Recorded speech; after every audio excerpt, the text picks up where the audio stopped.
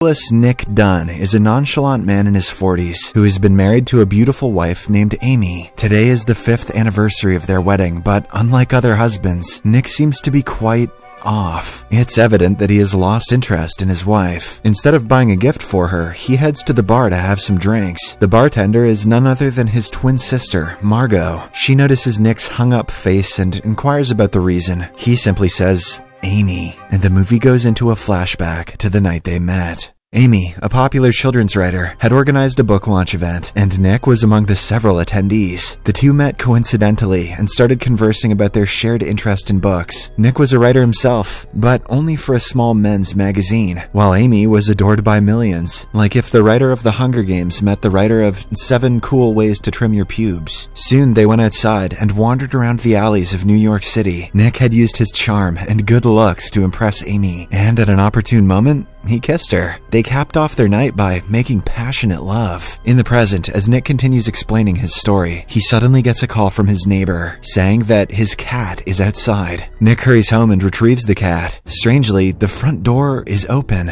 Nick calls out for Amy, but she does not respond. So he searches around the house until he comes across a shattered glass table. This surprises Nick, so he immediately calls for help. Shortly after, Detective Rhonda arrives at the scene with her assistant and quickly gets to work. She scans through the house and finds a few droplets of blood in unusual places. Then she observes Amy's room and comes across her books. Realizing that she is a famous writer, Detective Rhonda starts treating her disappearance as a high-profile case. Later, all of them arrive at the police station, and Nick is asked to go through a few tests. Once he's done, Detective Rhonda assures him that they will find Amy. Her credit cards are being tracked. A forensics team is already on the crime scene to check for clues. And, most importantly, a press conference will be held tomorrow to appeal for help. Strangely, Nick finds all of this funny, and he even compares it to the show Law and Order. This is the first red flag for Detective Rhonda, so she starts asking him questions. However, Nick can't answer many of them, like he doesn't know Amy's blood type, her favorite food, or even her nickname. All Nick knows is that Amy had no friends, and she spent most of her time reading books. Following this, we are again taken to a flashback. It is the first anniversary of Nick and Amy's marriage, and they are living happily. They often have coitus in public places and gift each other with expensive items. But little did they know that their lives are only going downhill from this point onwards. I don't know, any couple should know that they've peaked once they've scratched banging in the ball pit at a McDonald's off their list. Back in the present, as Detective Rhonda is looking for clues at the crime scene, a pregnant woman named Noelle shows up, claiming to be Amy's best friend. She reveals that she lives just 3 blocks away and has been in close proximity with Amy for over a year. This makes Rhonda suspicious, as previously, Nick mentioned that his wife didn't have any friends. Nonetheless, she decides to interrogate Noelle later and sends her away. Following this, she enters the Dunn residence and learns from the forensic team that the kitchen floor was splattered with blood, which was then later cleaned. Furthermore, it is revealed that the entire house is registered in Amy's name. The next day, the scheduled press conference takes place. Since Amy is a popular writer, hundreds of reporters have arrived, and the whole thing is being broadcasted live on television. Nick and his in-laws are set to take over the press conference. When it's Nick's turn, he reluctantly utters 2 sentences and even puts on a smile for a photograph. That night, he heads to his father's abandoned house to relax. Just then, Detective Rhonda arrives, and it turns out that she was following him. This enrages Nick, so he quickly escorts her out of the house before departing in his car. Next, another flashback is shown, where the couple has started going through a rough patch. Now, Amy records everything in her diary. The couple is shifted to Nick's hometown in Missouri to look after his terminally ill mother. It has already been a few months, but Nick has yet to find a job. This forces Amy to borrow money from her wealthy parents. Things are running on a very tight budget, but Nick, who is not used to being unemployed, recklessly spends money on video games. Oh no.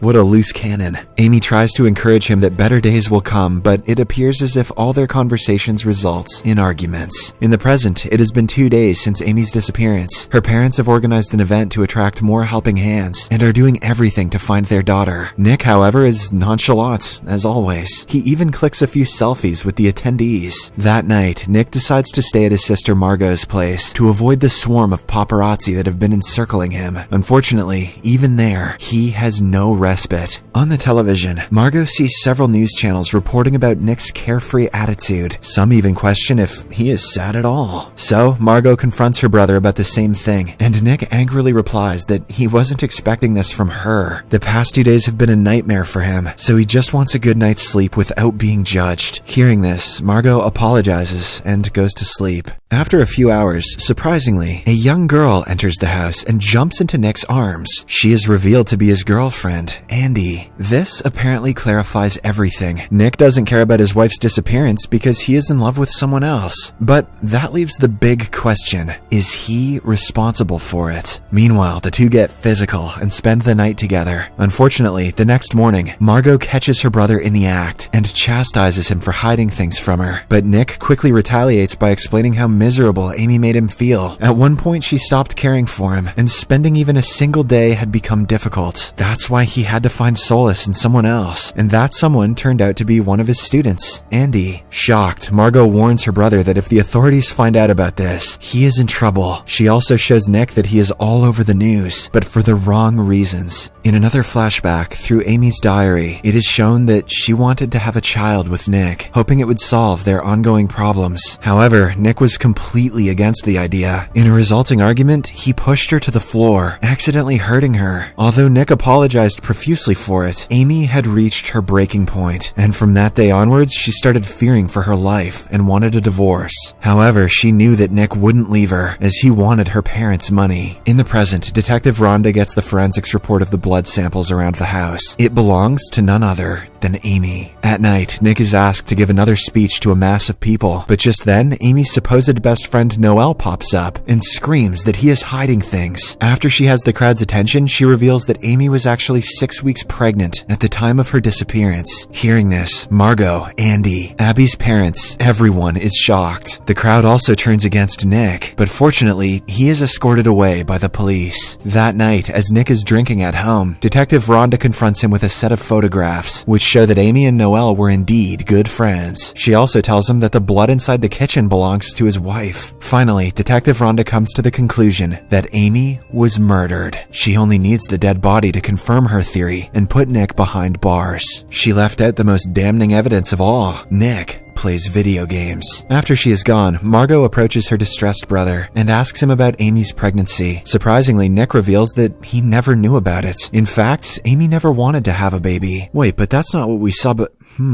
At the same time, Detective Rhonda reaches Nick's father's house to look for clues. She does not find a body, but she finds Amy's half-burnt diary in the furnace. Following this, we are taken to the day of the disappearance. In a shocking turn of events, it is revealed that Amy herself is the perpetrator of the entire incident. Everything that is pointing towards her husband's arrest was meticulously planned by her. In Amy's eyes, Nick took her soul by lying to her, cheating on her, and taking away her pride and money. We are then shown how she staged the whole thing. At first, she secretly befriended the dumbest neighbor in the area and invited her home. Knowing that Noelle was pregnant, Amy cunningly stole her urine sample and took it to a local hospital to create fake medical records. She also filled Noelle's mind with lies about how Nick beats her up every night. As for the crime scene, Amy drew 2 bags of blood from her hand and splattered it across the kitchen floor. She then swept it carelessly so that the police could find traces of it. Finally, Amy wrote fake stories in her diary and left it for the cops. This means that Nick never assaulted her. In fact, she was the aggressive one. As Amy drives away in her car, she reveals that she started planning the night she saw Nick cheating on her. Elsewhere, Nick has also become sure that his wife is trying to frame him, but since he has no proof, he decides to visit Tanner, the smartest lawyer in the country. Tanner immediately showcases his quick thinking skills by advising Nick on a few things. If he wants to win the case, firstly, he has to make sure the country is on his side. For that, he has to defame Amy. Tanner says that the first step would be to find someone she screwed over in the past and get a testimony from them. Nick knows just the perfect guy. Before him, Amy was in a relationship with Desi Collings, a rich guy from New York. The two were a perfect match because of their high standards, but soon, Desi became possessive. This resulted in their breakup, and when Desi still didn't stop pursuing Amy, she had to file a restraining order against him. But to this day, he still writes letters to her. Nick uses the address from one of these letters and visits his mansion, but unfortunately, Desi doesn't want to speak badly about the love of his life. Despite everything that Amy has done to him, he still wants to defend her. On the other hand, Amy has completely changed her identity and is now living in a small neighborhood. She mostly minds her own business and tries to stay away from everyone around. However, one day, she accidentally drops her thick wad of money, which a few of her neighbors notice. That night, she is attacked by the same people who beat her up and take the money away. The only good thing is that they didn't realize she is the gone girl from the news. But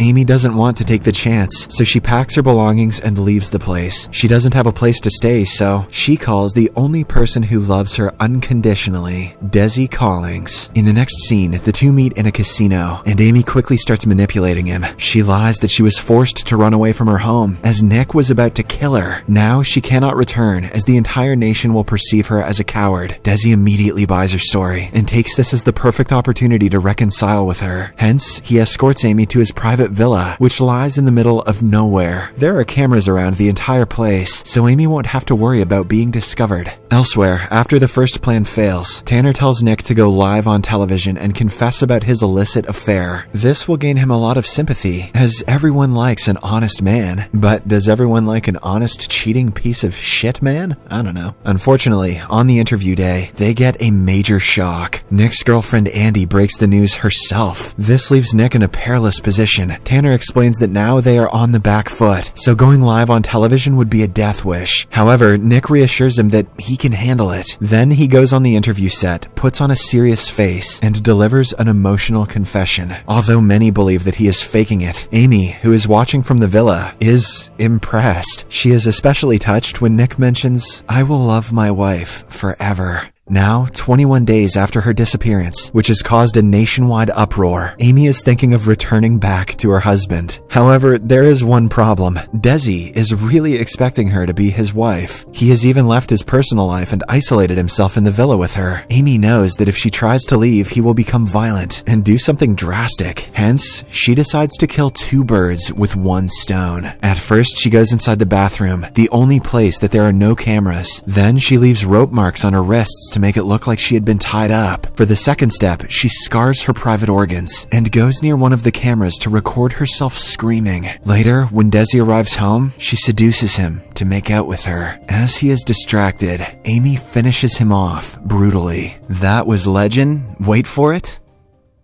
Oh, he died. Elsewhere, things are looking grim for Nick, as Detective Rhonda has gone through the entire diary and is on the verge of arresting him. But one morning, everything changes. Amy arrives outside the house, still covered in Desi's blood. This changes the whole complexion of the case. Nick, who was America's most hated man a while ago, is now innocent. In the evening, the doctors examine Amy and conclude that she was mistreated. Nick knows that she is once again deceiving everyone, but he has no evidence to prove it. Later, in front of a number of officials, Amy tells her BS story. She explains how her possessive boyfriend Desi kidnapped her and held her hostage for several weeks. The news goes viral, and once again, Amy becomes the sweetheart of America. Except for Nick and his sister Margot, everyone believes her sob story. In the final scene, the couple returns back to their home and the drama is over. In Nick's eyes, Amy is a murderer, but the latter explains that she did everything to get back to him. However, with everything that has happened, Nick is afraid to live with her. He tells her that he's leaving, but Amy threatens to ruin his life if he even considers doing so. Hearing this, Nick realizes that he is trapped with this lunatic forever. The movie ends as he puts Amy to sleep and locks the door from outside.